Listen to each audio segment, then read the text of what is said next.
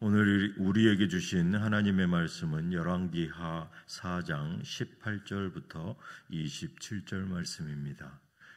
열왕기하 4장 18절부터 27절 말씀입니다. 다 찾으셨으면 한 절씩 교독하겠습니다. 제가 18절을 봉독해 드리겠습니다. 그 아이가 자라매 하루는 추수꾼들에게 나가서 그의 아버지에게 이르렀더니 그의 아버지에게 이르되 내 머리야 내 머리야 하는지라 그의 아버지가 사환에게 말하여 그의 어머니에게로 데려가라 하매 곧 어머니에게로 데려갔더니 낮까지 어머니의 무릎에 앉아 있다가 죽은지라 그의 어머니가 올라가서 아들을 하나님의 사람의 침상 위에 두고 문을 닫고 나와 그 남편을 불러 이르되 청하건대 사환 한 명과 나귀 한 마리를 내게로 보내소서 내가 하나님의 사람에게 달려갔다가 돌아오리이다 하니 그 남편이 이르되 초하루도 아니요 안식일도 아니거늘 그대가 오늘 어찌하여 그에게 나아가고자 하느냐 하는지라 여인이 이르되 평안을 비나이다 하니라. 이에 나귀의 안장을 지우고 자기 사환에게 이르되 몰고 가라 내가 말하지 아니하거든 나를 위하여 달려가기를 멈추지 말라 하고 드디어 갈멜산으로 가서 하나님의 사람에게로 나아가니라. 하나님의 사람이 멀리서 그를 보고 자기 사환 게하시에게 이르되 저기 수넴 여인이 있도다. 너는 달려가서 그를 맞아 이르기를 너는 평안하냐 내 남편이 평안하냐 아이가 평안하냐 하라 하였더니 여인이 대답하되 평안하다 하고 산에 이르러 하나님의 사람에게 나아가서 그 발을 아는지라 게하시가 가까이 와서 그를 물리치고자 하매 하나님의 사람이 이르되 가만두라 그의 영혼이 괴로워하지만은 여호와께서 내게 숨기시고 이르지 아니하셨도다 하니라. 여인이 이르되 내가 내 주께 아이를 구하더이까 나를 속이지 말라고 내가 말하지 아니하더이까 하니 엘리사가 게하시에게 이르되 내 허리를 묶고 내 지팡이를 손에 들고 가라. 사람을 만나거든 인사하지 말며 사람이 내게 인사할지라도 대답하지 말고 내 지팡이를 그 아이 얼굴에 놓으라 하는지라. 아이의 어머니가 이르되 여호와께서 살아계심과 당신의 영혼이 살아계심을 두고 맹세하노니 내가 당신을 떠나지 아니하리이다. 엘리사가 이에 일어나 여인을 따라가니라. 게하시가 그들에게 앞서가서 지팡이를 그 아이의 얼굴에 놓았으나 소리도 없고 듣지도 아니하는지라. 돌아와서 엘리사를 맞아 그에게 말하여 아이가 깨지 아니하였나이다 하니라. 엘리사가 집에 들어가 보니 아이가 죽었는데 자기의 침상에 누였는지라. 들어가서는 문을 닫으니 두 사람뿐이라. 엘리사가 여호와께 기도하고 아이 위에 올라 엎드려 자기 입을 그의 입에 자기 눈을 그의 눈에 자기 손을 그의 손에 대고 그의 몸에 엎드리니 아이의 살이 차차 따뜻하더라. 엘리사가 내려서 집 안에서 한번 이리저리 다니고 다시 아이 위에 올라 엎드리니 아이가 7번 재채기하고 눈을 뜨는지라. 엘리사가 게하시를 불러 저 수넴 여인을 불러오라 하니 곧 부르매 여인이 들어가니 엘리사가 이르되 내 아들을 데리고 가라 하니라. 여인이 들어가서 엘리사의 발 앞에서 땅에 엎드려 절하고 아들을 안고 가니라. 아멘. 저는 오늘 본문 말씀을 통해서 수넴 여인의 믿음이라는 제목으로 은혜를 나누겠습니다. 오늘 본문 말씀의 배경은 수넴에 사는 한 부유한 여인에 대한 말씀입니다. 이 수넴 여인은 선지자 엘리사를 정성껏 섬겼습니다. 엘리사를 위해서 작은 방을 마련하고 그가 언제든지 머물 수 있도록 환대했습니다. 엘리사는 그녀의 섬김에 대한 담례로 무언가 감사를 표하고자 했습니다. 그 여인에게 무엇을 해 주었으면 좋겠는지 물었습니다. 그런데 수넴 여인은 13절 하반절에 나는 내 백성 중에 거하나이다 라고 대답합니다. 이 표현은 우리가 쉽게 이해할 수 없는 표현입니다. 그런데 이 말 뜻은 나는 이곳에서 살아가는데 아무런 불편함이 없습니다 라는 말인 것입니다. 이 말의 또 다른 의미는 나는 단지 하나님의 백성으로 만족합니다 라는 뜻으로 엘리사가 큰 호의를 가지고 제의한 것에 대해서 완곡하게 거절하는 그러한 겸손의 대답인 것입니다. 수넴 여인의 이 말은 자신이 엘리사를 대접한 것이 어떠한 목적이 있어서 그렇게 한 것이 아니고 그에 상응하는 보답을 받기 위한 것이 아니라 순수한 마음으로 하나님께 대하듯이 섬겼음을 드러내는 것입니다. 이러한 수넴 여인과 같이 섬기는 저와 여러분이 되시기를 바랍니다. 어떠한 섬김을 가질 때 무언가의 보답을 생각을 하고 이렇게 대접을 하고 섬기는 것이 아니라 순수하게 하나님을 대하듯이 하나님을 향하는 그러한 마음으로 섬기기를 바랍니다. 수넴 여인은 자녀가 없었는데 하나님께서 생각하지도 못한 선물을 주실 것이라고 예언을 합니다. 고대 이스라엘 사회에서 이 불임이라는 것은 사회적으로 모든 책임을 여성에게 돌리는 그러한 환경이었습니다. 모세는 신명기 7장 14절에 하나님께 순종하면 축복이 따를 것이다 라고 약속하면서 자녀의 출산에 대한 또 자신이 기르는 가축의 또 많은 번성 이런 것들을 축복으로 연결하는 것이죠. 수넴 여인은 자녀가 없었음에도 어떠한 원망도 없이 그저 하나님의 선지자를 섬기며 그 사회의 일원으로 잘 화합하며 살아가고 있었습니다. 그러나 수넴 여인에게 하나님께서 아들을 주실 것을 예언했고 그 약속대로 수넴 여인은 아들을 얻게 됩니다.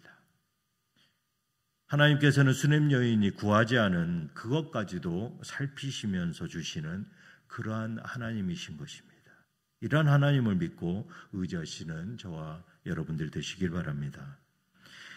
그런데 이제 몇 년이 지나고 수넴 여인의 아들이 죽는 사건이 오늘 일어납니다. 수넴 여인의 아들이 어느 날 갑자기 두통을 호소합니다. 그러다가 수넴 여인의 품에 누워 죽게 됩니다. 이러한 황당한 일을 갑자기 당한 수넴 여인의 대처하는 그 모습을 통해서 성경은 우리에게 성도의 믿음과 또 하나님의 신실하심을 우리에게 말씀하고 있습니다. 아이가 갑자기 죽게 되었는데 그 수넴 여인은 어떠한 슬픈 기색 하나 보이지 않습니다. 어떠한 절망스러운 모습을 보이지 않고 선지자 엘리사에게로 나아갑니다. 고대 이스라엘 백성들은 이러한 절망적이고 황망한 상황에 처하게 되면 자신의 옷을 찢으며 울부짖습니다. 그러나 수넴 여인은 남편의 만류하는 중에도 선지자 엘리사를 향하고 있습니다.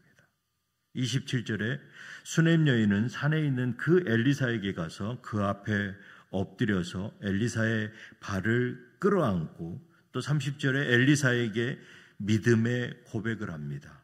여호와께서 살아계심과 당신의 영혼이 살아계심을 두고 맹세하노니 내가 당신을 떠나지 아니하리이다. 엘리사는 수넴 여인의 아들을 살리기 위하여 자신의 사환 게하시를 보냅니다. 그러나 엘리사의 그 조치에 만족하지 못한 수넴 여인은 엘리사가 직접 나서 줄 것을 강력하게 요청합니다. 수넴 여인은 엘리사가 하나님의 선지자임을 믿었고 그 하나님의 선지자 엘리사만이 이러한 죽음의 문제를 해결할 수 있다라는 그러한 믿음을 의지하고 있었던 것입니다.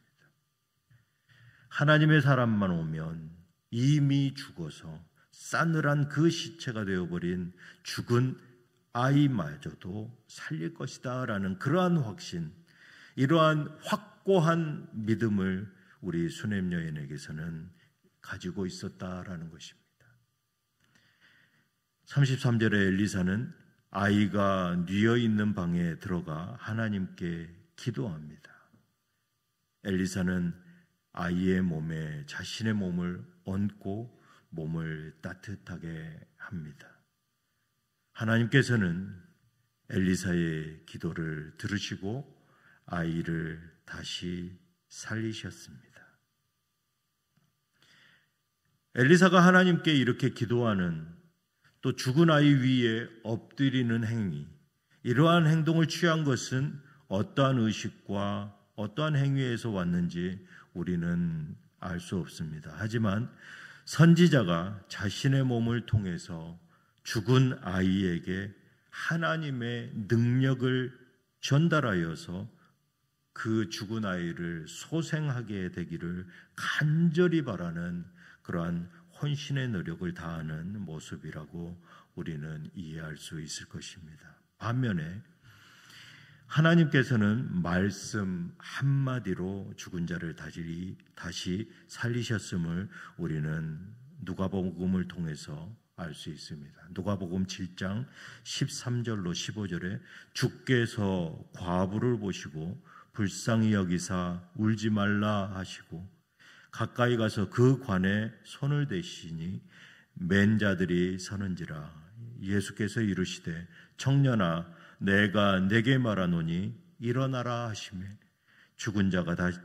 죽었던 자가 일어나 앉고 말도 하거늘 예수께서 그의 어머니에게 주시니. 예수님께서는 창조주 하나님이십니다. 예수님께서는 말씀으로 세상을 창조하셨으며 그 안에 생명이 있습니다. 요한복음 1장 1절로 4절에 태초에 말씀이 계시니라. 이 말씀이 하나님과 함께 계셨으니 이 말씀은 곧 하나님이시리라.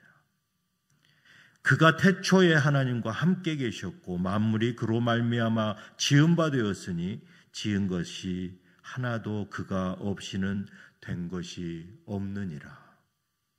그 안에 생명이 있으니 이 생명은 사람들의 빛이니라. 아멘. 우리는 오늘 죽은 아이가 다시 살아난 놀라운 사건을 목도하였습니다. 우리는 이 사건을 통해서 예수님의 부활을 예표하는 그러한 사건임을 우리는 알 수 있습니다. 세상을 창조하신 하나님이신 예수님께서는 말씀을 통해서 또 생명이 있게 하시고 말씀을 통해서 죽은 자를 일으키셨습니다. 우리 주변에 영적으로 너무나 힘들어하는 영혼들이 의외로 많습니다. 겉으로는 멀쩡해 보입니다. 겉으로 보이기에는 풍족해 보이고 부족한 것 하나 없어 보이는 그러한 모습 안에 생명력을 잃어가고 서서히 꺼져가는 불꽃과 같은 그러한 영혼들을 볼 수 있습니다.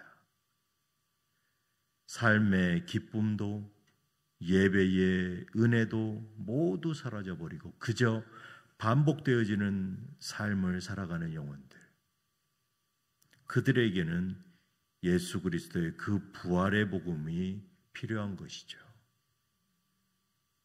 태초에 말씀이 계시니라.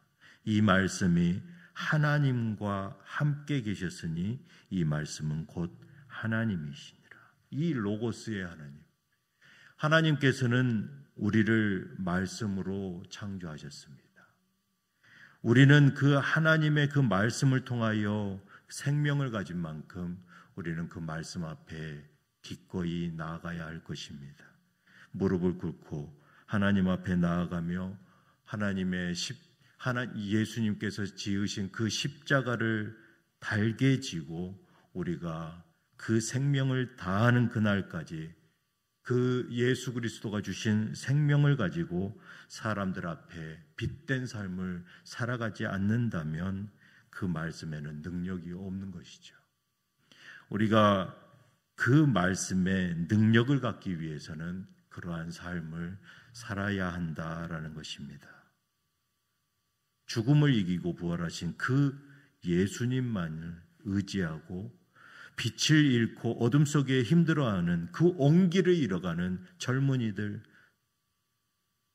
또 자녀들을 다 이제 출가하고 공허한 가운데 이 공황장애를 앓거나 아니면 정서가 불안해지는 그런 여러 가지 정신적인 질병을 요새 현대인들은 너무나 많이 앓고 있습니다.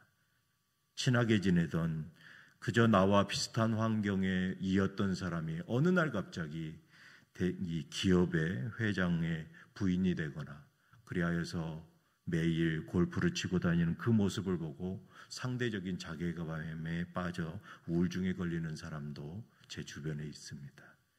이러한 여러 가지 일들은 결국은 나의 영혼이 어디를 향하고 있는가, 세상을 보고 있는가, 아니면 하나님을 보고 있는가, 우리는 오늘 다시금 돌아보기를 바랍니다.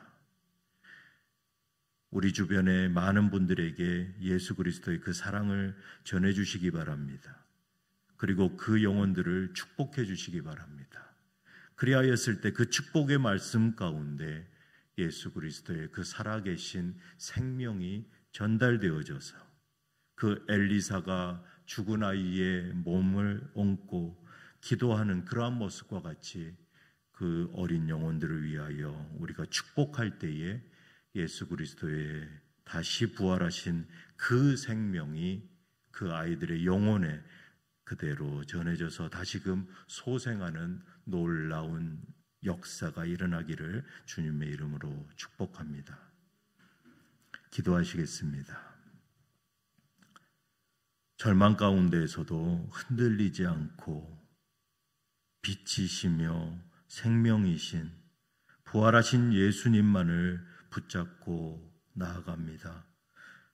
우리가 생명이요 빛이신 예수 그리스도 안에서 새 생명을 얻고 영원한 소망을 가지는 빛된 삶을 살게 하여 주시옵소서. 우리 주 예수 그리스도의 이름으로 기도드리옵나이다. 아멘.